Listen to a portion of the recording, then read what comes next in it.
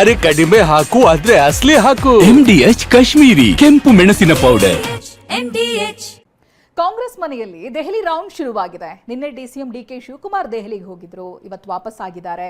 ಇದರ ಬೆನ್ನಲ್ಲೇ ಬಿಕೆ ಹರಿಪ್ರಸಾದ್ ದೆಹಲಿಗೆ ಹಾರಿದ್ದಾರೆ. ತೆರೆಮರೆ ತಂತ್ರಗಳು ಪಟ್ಟದಾಟದಲ್ಲಿ ಮುಂದುವರೆದಿದೆ.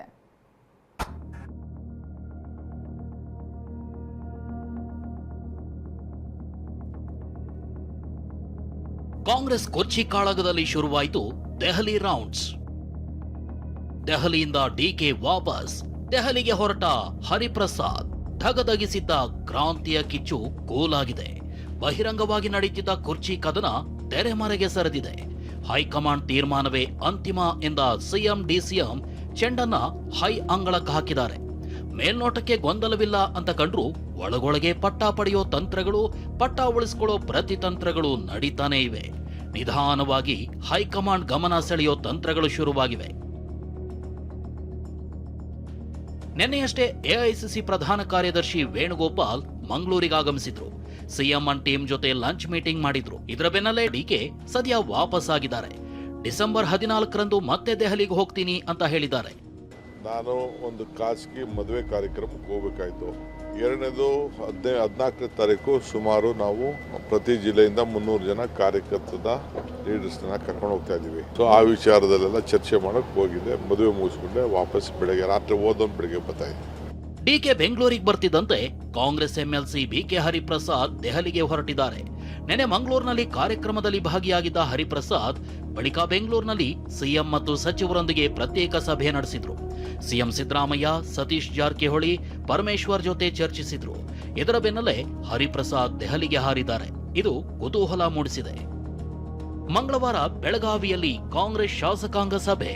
ಕುರ್ಚಿ ಕಾಳಗದ ಮಧ್ಯೆ ಬೆಳಗಾವಿಯಲ್ಲಿ ಮಂಗಳವಾರ ಕಾಂಗ್ರೆಸ್ ಶಾಸಕಾಂಗ ಸಭೆ ನಡೆಯಲಿದೆ. ಸಚಿವರು ಶಾಸಕರ ನಡುವೆ ಸಮನ್ವಯಕ್ಕಾಗಿ ಸಿಎಂ ನೇತೃತ್ವದಲ್ಲಿ ಸಭೆ ನಡೆಯಲಿದೆ. ಈ ಬಗ್ಗೆ ಪ್ರತಿಕ್ರಿಯಿಸಿರೋ ಗೃಹ ಸಚಿವ ಪರಮೇಶ್ವರ್, ಸಭೆ ನಡೆಸೋದು ಅವರ ವಿವೇಚನೆಗೆ ಬಿಟ್ಟದ್ದು ಅಂದಿದ್ದಾರೆ. ಅಲ್ಲದೆ ವೇಣುಗೋಪಾಲ್ ಭೇಟಿ ವೇಳೆ ಯಾವುದೇ ರಾಜಕೀಯ ಮಾತನಾಡಿಲ್ಲ ಅಂತ ಪರಮೇಶ್ವರ್ ಹೇಳಿದ್ದಾರೆ. ಅವರ ವಿವೇಚನೆಗೆ ಬಿಟ್ಟಿದ್ದು. ಮುಖ್ಯಮಂತ್ರಿಗಳಿಗೆ ಹಿಂಗೆ ನೀವು ಮಾಡಬೇಕು ಅಂತ ಯಾರಾದರೂ ಹೇಳಕ್ಕಾಗುತ್ತಾ? ಯಾವುದು ರಾಜಕೀಯದ ಬಗ್ಗೆ ನಾವು ಮಾತಾಡಲೇ ಇಲ್ಲ. ನಾರಾಯಣ ಗುರು ಅವರು ಅವ್ರ ಬಗ್ಗೆ, ಅವರ ಕಾಂಟ್ರಿಬ್ಯೂಷನ್ ಬಗ್ಗೆ ಅದನ್ನು ಮಾತಾಡಿದ್ವಿ ವಿನಃ ನಾವು ಇದ್ಯಾವುದು ಜೈಕಾರ ಹಾಕೋದಕ್ಕೆ ಏನು ತಡೆ ಮಾಡೋಕ್ಕಾಗುತ್ತೆ? ನಾನು ನಿನ್ನೆನೂ ಹೇಳಿದೆ. ಒಬ್ಬೊಬ್ಬ ಲೀಡ್ರಿಗೆ ಒಂದೊಂದಷ್ಟು ಜನ ಅಭಿಮಾನಿಗಳಿರ್ತಾರೆ. ಅವರು ಸ್ವಾಭಾವಿಕವಾಗಿ ಆ ಲೀಡ್ರು ಮುಖ್ಯಮಂತ್ರಿ ಆಗಬೇಕು ಅಥವಾ ಇನ್ನೊಂದು ಸಚಿವರಾಗಬೇಕು, ಇನ್ನೊಂದು ಆಗಬೇಕು ಅಂತ ಹೇಳಿ ಅವರು ಜೈಕಾರ ಹಾಕ್ತಾ ಇರ್ತಾರೆ. ಸಿದ್ದರಾಮಯ್ಯರನ್ನ ಬದಲಾಯಿಸಿದ್ರೆ ಜನ ದಂಗೆ ಹೇಳ್ತಾರೆ ಎಂದ ವಾಟಾಳ್. ಇನ್ನು ಸಿಎಂ ವಿಚಾರದಲ್ಲಿ ದುಡುಕಿದ್ರೆ ರಾಜ್ಯಕ್ಕೆ ಅಪಾಯ ಗ್ಯಾರಂಟಿ ಅಂತ ಕನ್ನಡ ಪರ ಹೋರಾಟಗಾರ ವಾಟಾಳ್ ನಾಗರಾಜ್ ಭವಿಷ್ಯ ನುಡಿದಿದ್ದಾರೆ. ಬಹಳ ಗೌರವಯುತವಾಗಿ ಕಾಂಗ್ರೆಸ್ ಹೈಕಮಾಂಡ್ ನಡ್ಕೊಳ್ಬೇಕಾಗಿದೆ. ಈ ಬದಲಾವಣೆ ಅಂದ್ರೆ ಅಧಿಕಾರಿಗಳನ್ನ ವರ್ಗ ಮಾಡೋದಲ್ಲ. ಬದಲಾವಣೆ ಮಾಡಿದ್ರೆ ಇಡೀ ರಾಜ್ಯದಲ್ಲಿ ದಂಗೆ ಹೇಳ್ತಾರೆ ಜನ.